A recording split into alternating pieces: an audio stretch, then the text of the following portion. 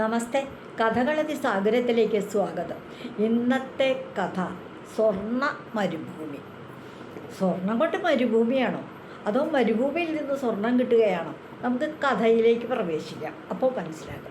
ഒരു ദ്വീപ്, വളരെ സുന്ദരമായ പ്രകൃതി സൗന്ദര്യം വഴിഞ്ഞൊഴുകുന്നൊരു ദ്വീപ് കേട്ടോ. അവിടെ ധാരാളം കാർഷിക വിഭവങ്ങളൊക്കെ ഉണ്ടാക്കുന്നുണ്ട്. കൃഷിക്കാരാണ് താമസം. കുറച്ച് സ്ഥലമുള്ളെങ്കിലും ഉള്ള സ്ഥലത്തെല്ലാം അവർ കൃഷി ചെയ്യുന്നുണ്ട്. തെങ്ങ് അതിധാരാളം വളരുന്നു. അതിഥികളെയൊക്കെ സൽക്കരിക്കുന്നത് തന്നെ കരിക്ക് കൊടുത്തിട്ടാണ്. പിന്നെ എന്താണെന്ന് വെച്ചാൽ ഒരു കാര്യമാണ്, അവിടെ നിന്ന് പുറത്തേക്ക് പോകാനോ പുറമേ നിന്ന് അവിടേക്ക് വരാനോ ഈ ചുറ്റും വെള്ളമായതുകൊണ്ട് വലിയ ബുദ്ധിമുട്ടാണ്. വളരെ അപൂർവമായി മാത്രമേ അവിടെയുള്ളവർ പുറത്തു പോവുള്ളൂ.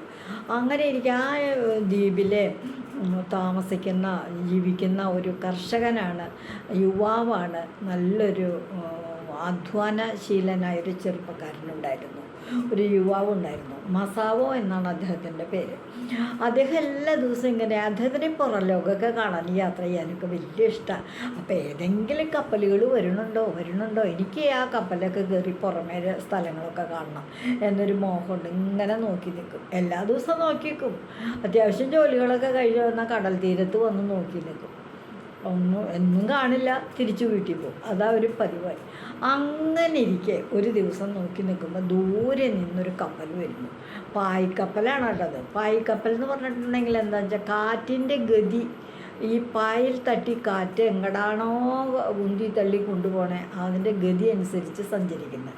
അപ്പോൾ അതിൻ്റെ ദൂരം, ഈ നിയന്ത്രണം എങ്ങനെയാണെന്ന് വെച്ചാൽ ഈ പായ്ക്കപ്പലിനെ പിടിച്ച് തിരിക്കും. കിഴക്കോട്ട് പോകണമെന്നുണ്ടെങ്കിൽ ഇങ്ങനെ കിഴക്ക് ഭാഗത്തേക്ക് തിരിഞ്ഞു നിന്നിട്ട് കാറ്റ് ആ ഭാഗത്തു നിന്ന് കാറ്റ് കിട്ടാൻ പാകത്തിന്, തെക്കോട്ടാ പണ്ട് വെച്ചാൽ ആ ഭാഗത്തിന്. അങ്ങനെ പായ്ക്കപ്പലുകൾ നിയന്ത്രിച്ച് കാറ്റിൻ്റെ ഗതിക്ക് അനുസരിച്ച് പായ്ക്കപ്പൽ നിയന്ത്രിച്ച് തിരിച്ച് പിടിച്ചിട്ടാണ് അതിൻ്റെ യാത്ര. അങ്ങനെയുള്ളൊരു പായ്ക്കപ്പൽ വന്ന് ദ്വീപിലെ തീരത്തണഞ്ഞു. അതിൽ നിന്ന് കുറച്ച് ആൾക്കാരെ ഉണ്ടായിരുന്നുള്ളൂ യാത്രക്കാരായിട്ട്. അവരൊക്കെ ഇറങ്ങി വന്നു. വേഗം ഓടി കരയിലേക്ക് കയറി അവിടെ കണ്ട ഭക്ഷണ സാധനങ്ങളൊക്കെ പലതും പറിച്ച് തങ്ങളുടെ ആ പായ്ക്കപ്പലിനകത്തേക്ക് ആക്കി വെച്ചു. കുറേ പേര് കരിക്കൊക്കെ ഇട്ട് കരിക്ക് പിടിച്ചു. അങ്ങനെയുള്ള കാര്യം. അങ്ങനെ കപ്പിത്താനും ആൾക്കാരും ഒക്കെ തിരിച്ചു പോകാൻ തുടങ്ങി. അധികം താമസിച്ചത്. ആ തിരിച്ചു പോകാൻ തുടങ്ങുമ്പോൾ ഈ കപ്പലിലേക്ക് ഇങ്ങനെ നോക്കി മസാവോ നിൽക്കുകയാണ്. അപ്പോൾ അയാളുടെ നിൽക്കൽ കണ്ടു കഴിഞ്ഞപ്പോൾ ഈ കപ്പിത്താൻ ചോദിച്ചു, എന്താ നിൻ്റെ പേര് ചോദിച്ചു. എൻ്റെ പേര് മസാവോ എന്നാണ്. എന്താ ഇങ്ങനെ ഇവിടെ നിൽക്കണേ? എനിക്ക് പുറം ലോകമൊക്കെ കണ്ടാൽ കൊള്ളാമെന്ന് ആഗ്രഹമുണ്ട്. ഏതെങ്കിലും കപ്പലുകൾ വരികയാണെങ്കിലല്ലേ ഇവിടെ നിന്നൊന്ന് പുറത്തു പോകാൻ പറ്റുള്ളൂ. അപ്പോൾ അതുകൊണ്ട് നിങ്ങളുടെ കപ്പൽ, ഞാൻ ഇങ്ങനെ നോക്കി നിൽക്കുക. നിങ്ങളുടെ കപ്പൽ എന്ത് സൗകര്യമായിട്ടാണ് നിങ്ങളൊക്കെ യാത്ര ചെയ്യണേ അതിലെന്ന്.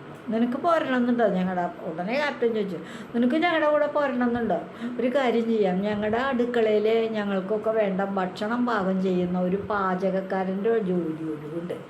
ആ ജോലിക്ക് നീ തയ്യാറാണെന്നുണ്ടെങ്കിൽ നീ ഇപ്പോൾ പോരെ, കപ്പലിൽ ഞങ്ങളുടെ കൂടെ പോരെ എന്ന് പറഞ്ഞു. മസാവോയ്ക്ക് ഉണ്ടായ സന്തോഷത്തിന് ഒരു അതിരില്ല. തന്നെ കൊണ്ടുപോകാമെന്നല്ലേ പറയണത്. ഇത്രയും പേർക്ക് ഭക്ഷണം ഉണ്ടാക്കി കൊടുക്കണം. അതിനെന്താ, ഇഷ്ടംപോലെ സാധനങ്ങളുണ്ടെങ്കിൽ പിന്നെ ഭക്ഷണം ഉണ്ടാക്കാൻ എന്താ ബുദ്ധിമുട്ട്? ഭക്ഷണം ഉണ്ടാക്കാമല്ലോ, തനിക്കും കഴിക്കാമല്ലോ എന്ന് കരുതി ഞാൻ വരാം എന്ന് തന്നെ പറഞ്ഞ അയാൾ വേഗം അവരോടൊപ്പം ആ കപ്പലിൽ യാത്ര പോയി. കപ്പലിൻ്റെ അടുക്കളയിൽ പ്രവേശിച്ചു. കടലിൽ നിന്ന് പിടിക്കുന്ന മത്സ്യമാണ് പ്രധാനമായിട്ട് കറികൾ വയ്ക്കുന്നത്. ബാക്കി ധാന്യങ്ങളൊക്കെ ഉണ്ട്, പല പല സാധനങ്ങളും ഒക്കെ ഉണ്ട് അവിടെ. അതൊക്കെ ഉപയോഗിച്ച് മസാവോ എന്നും ഭക്ഷണം പാകം ചെയ്യും. രാവിലെ ഒരു തരം ഭക്ഷണം പാകം ചെയ്യും, അത് കഴിക്കും. എല്ലാവരും ഉച്ചയ്ക്ക് വേറെ കഴിക്കും, രാത്രിക്ക് വേറെ വയ്ക്കും. അങ്ങനെയൊക്കെ പലതരമായിട്ട് അയാളൊക്കെ എല്ലാ സമയം അടുക്കളയിൽ ജോലിയുണ്ട്. പക്ഷെ ജോലിയൊക്കെ കഴിഞ്ഞാൽ രാത്രി എല്ലാ ജോലിയും കഴിഞ്ഞാൽ എല്ലാവരും കഴിഞ്ഞാൽ ഓരോ നേരം ഉണ്ടാക്കുന്ന ഭക്ഷണത്തിൽ നിന്ന് കുറച്ചൊക്കെ ബാക്കി വരും എല്ലാവരും കഴിച്ചിട്ട്. ആ ഭക്ഷണം എല്ലാം കൂട്ടി വലിയൊരു പാത്രത്തിൽ വെച്ചിട്ട് ഇയാൾ കപ്പലിൻ്റെ മുകൾ തട്ടിലേക്ക് പോകും. ആ മുകൾ തട്ടിലാണ് ഈ പായ്ക്കപ്പലിൻ്റെ തൂണുകളൊക്കെ പിടിപ്പിച്ചിരിക്കുന്നത്. ആ പായ്ക്കപ്പൽ ഇങ്ങനെ തിരിഞ്ഞ് മാറി കാറ്റടിക്കണതും പറന്നു പോകുന്നതും കപ്പൽ അതനുസരിച്ച് വേഗത്തിൽ പോണതും പതുക്കെ പോണതും ഒക്കെ നോക്കി അങ്ങനെ നിൽക്കും. അപ്പോൾ ഈ ഭക്ഷണ സാധനം ബാക്കി വരുന്നത് എവിടെയെങ്കിലും കളയണല്ലോ, കടലിലേക്ക് തന്നെ അല്ലാതെ വേറെ എവിടെയാണ് കളയണേ. അപ്പോൾ ഇയാൾ മുകൾ തട്ടിൽ നിന്ന് കഴിഞ്ഞിട്ട് ഇതൊരു ദിവസം എടുത്ത് വെള്ളത്തിലേക്ക് ഇട്ട് കഴിഞ്ഞപ്പോൾ ധാരാളം മത്സ്യങ്ങൾ വരണം. ആ മത്സ്യങ്ങൾക്ക് വളരെ പ്രിയപ്പെട്ട ഭക്ഷണമായിരുന്നു അത്. അവർക്ക് തീറ്റ അന്വേഷിച്ചുകൊണ്ട് എല്ലാ മത്സ്യങ്ങളും ഓടി വന്നു. അപ്പം തൊട്ട് പിന്നെ തൊട്ട് ഇതൊരു പതിവായി. മസാവോ മുകളിലേക്ക് കയറി ചെല്ലും. ഈ ബാക്കി വന്ന ഭക്ഷണ സാധനങ്ങളെല്ലാം കടലിലേക്ക് എറിയും.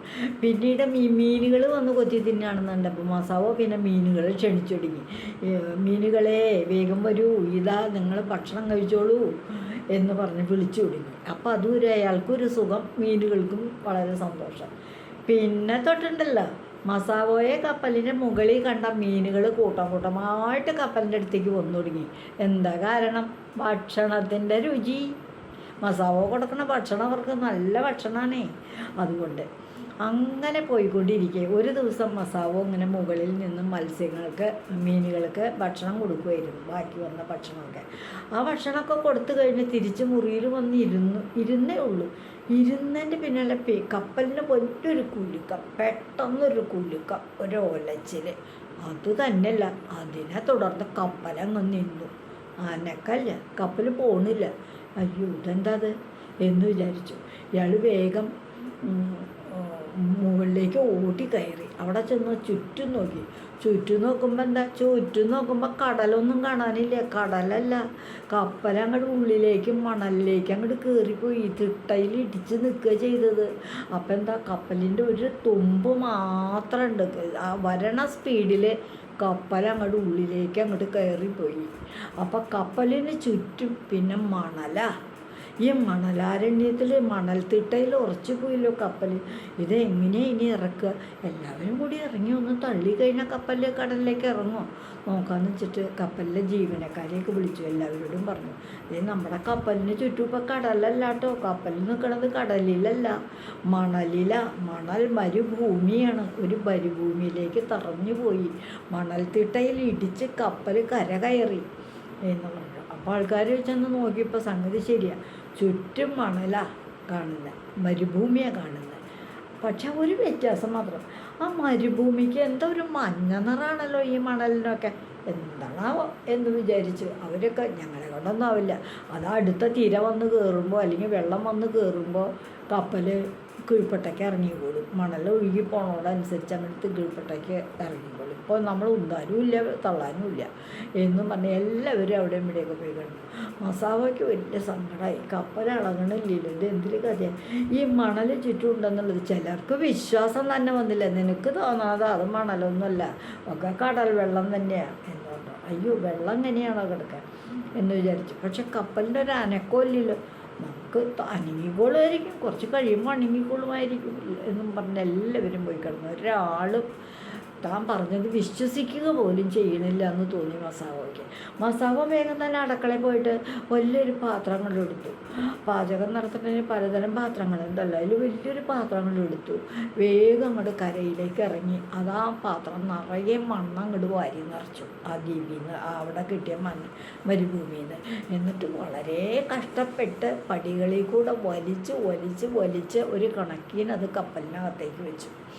എന്നിട്ട് തൻ്റെ അടുക്കളയുടെ തൊട്ട് അടുത്തുള്ള സ്റ്റോർ മുറിയിൽ വെച്ചു. അങ്ങനെ അയാളും പോയി കിടന്നു. അല്ലാതെ പിന്നെ ഇപ്പം എന്താ ചെയ്യണേ? താൻ മാത്രം വിചാരിച്ചാട്ടോ കപ്പൽ നീങ്ങാൻ പോണു. പക്ഷേ അവിടെ കിടന്ന എല്ലാവരും കിടന്നുറങ്ങി കഴിഞ്ഞപ്പോൾ രാത്രിയിൽ എന്തോ വലിയൊരു തിരമാല വന്ന് കടലിലേക്ക് അങ്ങോട്ട് അടിച്ച് കയറി കഴിഞ്ഞ് പോകുമ്പോൾ ആ മണ്ണൊക്കെ അങ്ങോട്ട് ഒലിച്ച് പോകുന്നതിൻ്റെ കൂട്ടത്തിൽ കപ്പലിന് ഇളക്കം തട്ടി, കപ്പലും അങ്ങോട്ട് വെള്ളത്തിലേക്ക് പോയി. അങ്ങനെ രാവിലെ ഇവർ എണീറ്റ് കണ്ണു തുറന്ന് നോക്കുമ്പോൾ എന്താ, കപ്പൽ കടലിൽ തന്നെയാണ്. കപ്പൽ പോന്നു, കരയിൽ നിന്ന് പോന്നു, കടലിൽ തന്നെ കപ്പൽ നീങ്ങിക്കൊണ്ടിരിക്കുകയാണ്. അപ്പോൾ മസാവോയെ പരിഹസിക്കാൻ തുടങ്ങി. നീ പറഞ്ഞില്ലേ മരുഭൂമിയിൽ ഉറച്ചു പോയി, മരുഭൂമിയാണ് ചുറ്റും എന്നൊക്കെ. എവിടെ മരുഭൂമി? ചുറ്റും നോക്ക്, നമ്മളിപ്പോൾ കടലിലല്ലേ, കപ്പൽ കടലിലാണ്. മരുഭൂമിയിൽ ഇന്നലെ കപ്പൽ കയറി എന്ന് പറയണതൊക്കെ വെറുതെ പറയണതാണ്, നിനക്ക് തോന്നിയതാ, ശുദ്ധ പോഷ്ക്ക് എന്നൊക്കെ പറഞ്ഞു.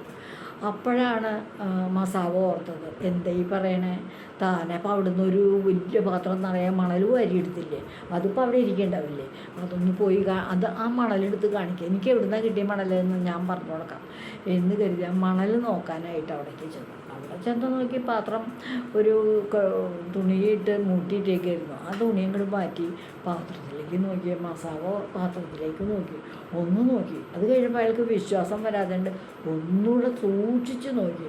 അപ്പോഴും അയാൾക്കങ്ങോട്ട് വിശ്വസിക്കാൻ പറ്റണില്ല. എന്തായി പറയണേ? തൊട്ട് നോക്കിയപ്പോഴും ശരിയാ, ഞാൻ സംശയിച്ചത് തന്നെ. എന്താണെന്നറിയാമോ? അയാളുടെ അന്തം വിട്ടുപോയി, അത്ഭുതപ്പെട്ടു പോയി.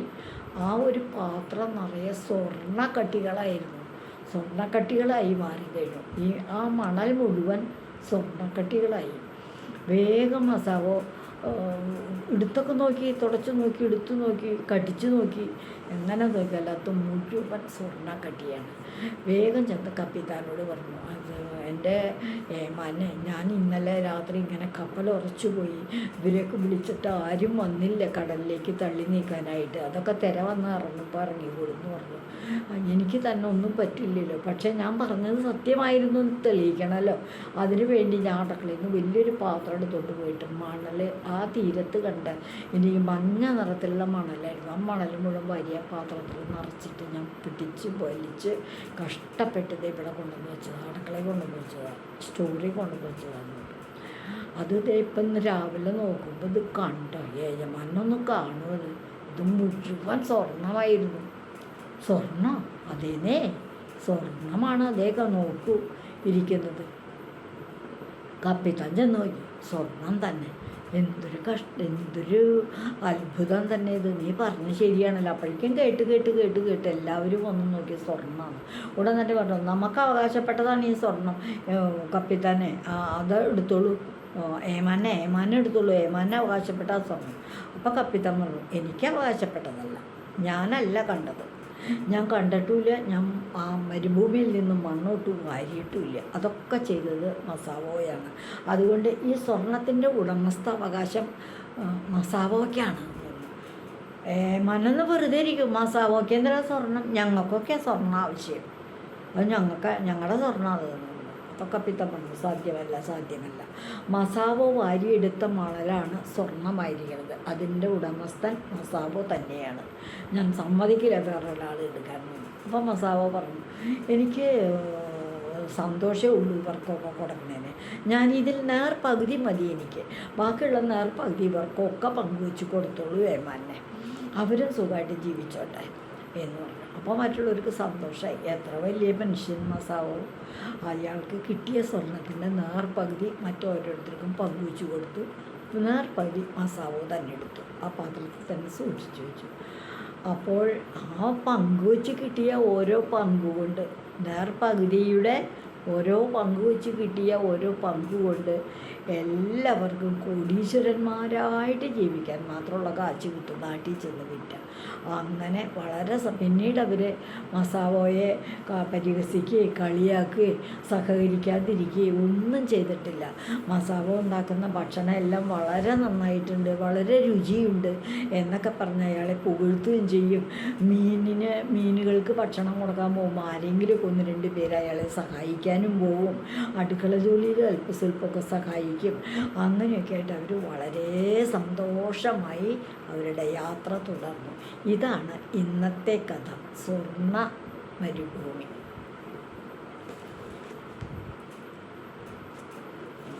ഇതുവഴി വന്നാലും ഇത്തിരി നേരമിരുന്നാലും കഥകൾ കേട്ടാലും